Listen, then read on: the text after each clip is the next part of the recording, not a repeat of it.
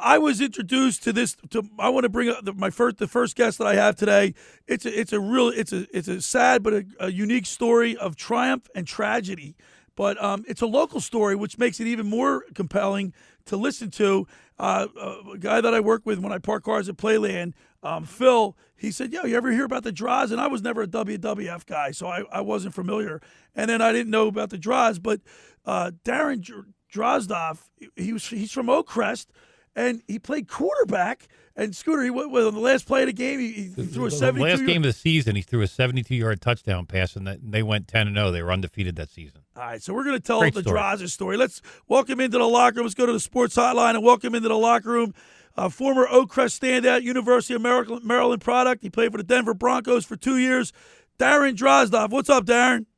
Not too much. What's going on, guys? Yo, so Droz, I got to tell you, last night got home from the boat races, and that's another thing that Scotty wants to ask you about. Getting home from the lifeguard races, and of course, I started reading your bio and everything, and some of the stories about your nickname Puke. We'll get into that. Is pretty funny, but here you are.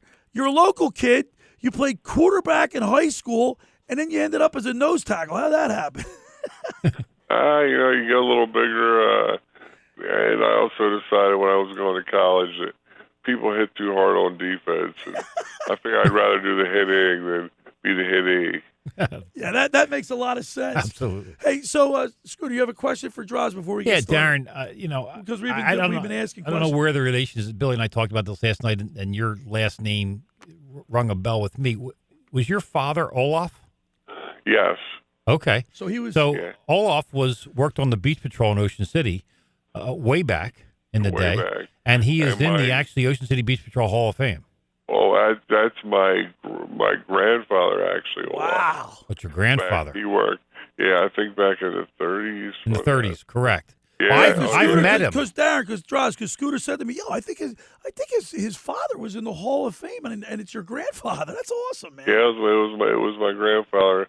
I remember going to I think his induction when he got inducted into the Hall of Fame. we inducted him to the Hall of Fame, and then I've seen him at reunions. I saw him at reunions. He's since passed, but yes, in 2000. But that's a neat local thing. It's, I remember seeing the pictures of him, and he was just a big big guy back then. Yeah, oh yeah. All right, so Droz, let's move forward this because you got to really. It's an amazing story, and it's sad in a way, but you got to play with it. The cards you've been dealt, and you played football. Obviously, was your first love. And you make it. You started off with the Jets, you told me, and then you went to the Denver Broncos. Yeah, I was a free agent with the Jets. I worked out there the whole summer, workouts and everything, and got a call probably a week before camp, and they were calling me to tell me they were releasing me. They had signed all their veterans and everything, and worried about I had back surgery in college, so they were worried about that. So they released me, and I actually got a call the next day for the Broncos, and I ended up going out there a couple days later for camp, and just work my way up on the depth chart to make the team. And then of course you suffered an injury. You went to the Eagles. You had a little stint with the Eagles too, right? Well, no, I actually went in. I had my knee busted up my second year, and I think it was like '96.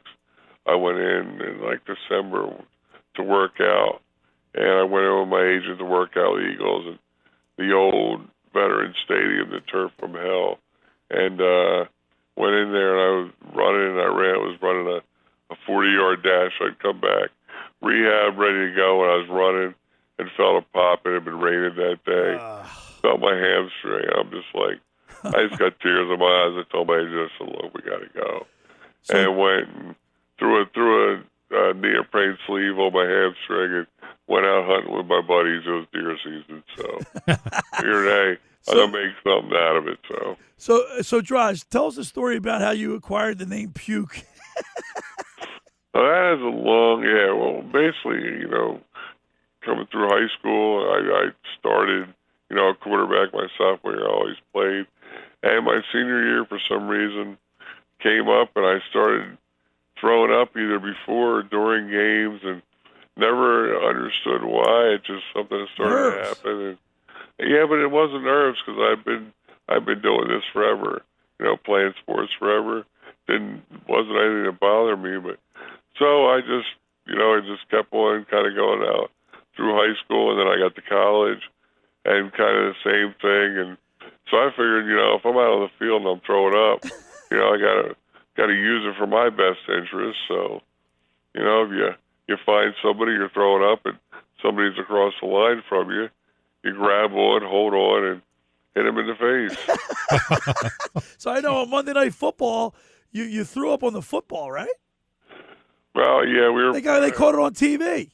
Yeah, we were playing the Dolphins and at a preseason game, and one of my episodes was coming up, and the center's yelling at me, MFing me, and all these different things. And it's funny because one of my college teammates was a guard, and he was playing this guy Blaine Rose, and he's laughing hysterically because he went through this in college with me, and he's dying. The guy's screaming, and I'm puking through my face mask.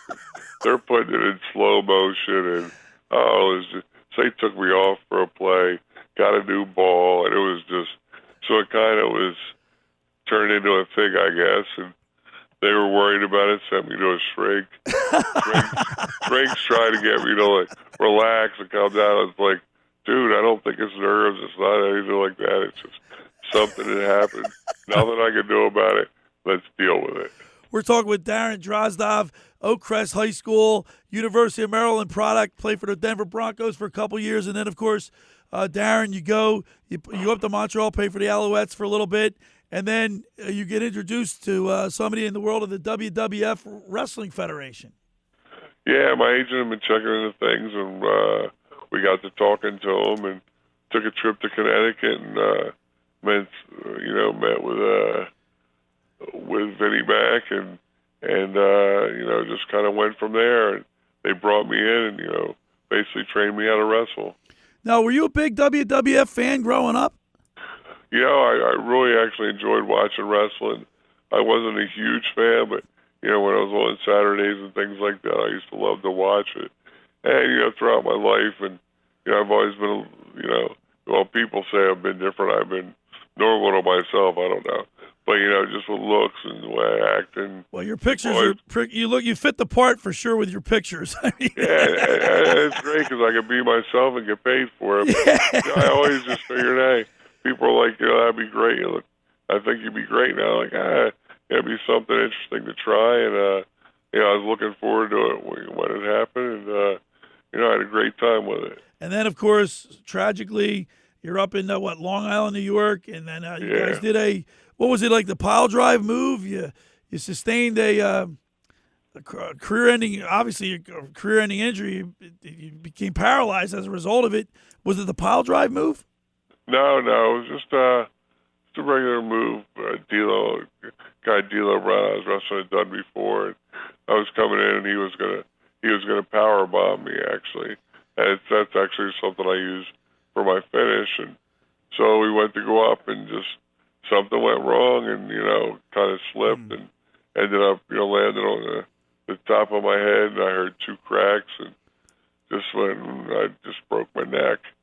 And I just started talking to the ref and let him know, and everybody around let him know, and just talked to the paramedics, and just worried. I was trying to be as calm as possible. I couldn't move, but wanted to make sure everything was done right. And there was a rehab kind of facility within 10 minutes, which I was, worked out very well, I guess you'd say. Yeah, Darren, it's Scott. It's where we have another thing in common, the fact that I broke my neck in 3 places in 1992, 2 fractures of C6 and 1 fracture of C7. How'd you do that?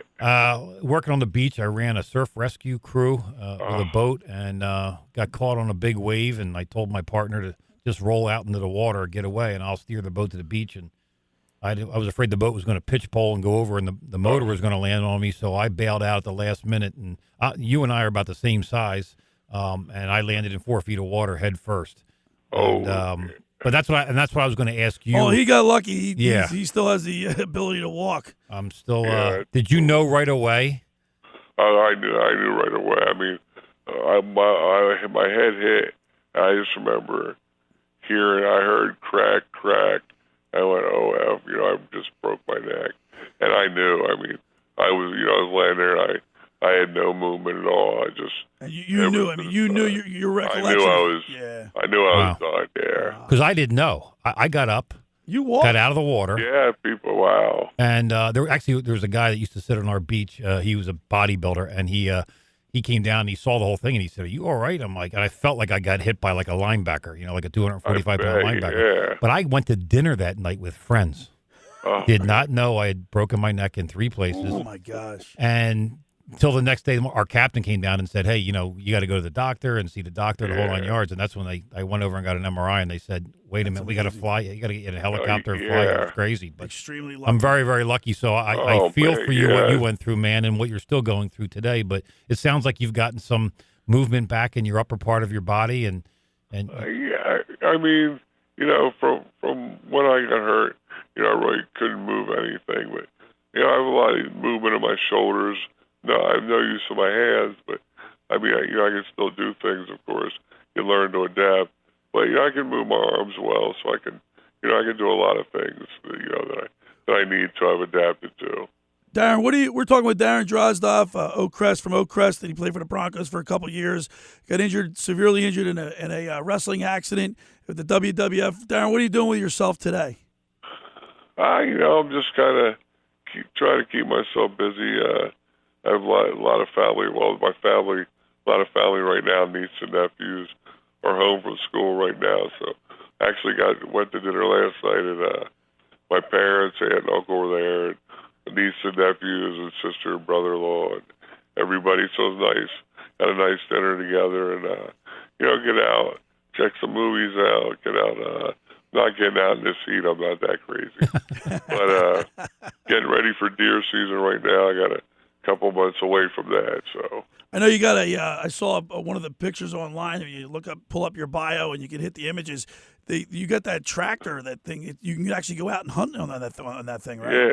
Yeah. Cool. Isn't that your friend from college, the Kevin Plank, who started Under Armour? Well, yeah, a bunch of my buddies. We all get together every year down at AC.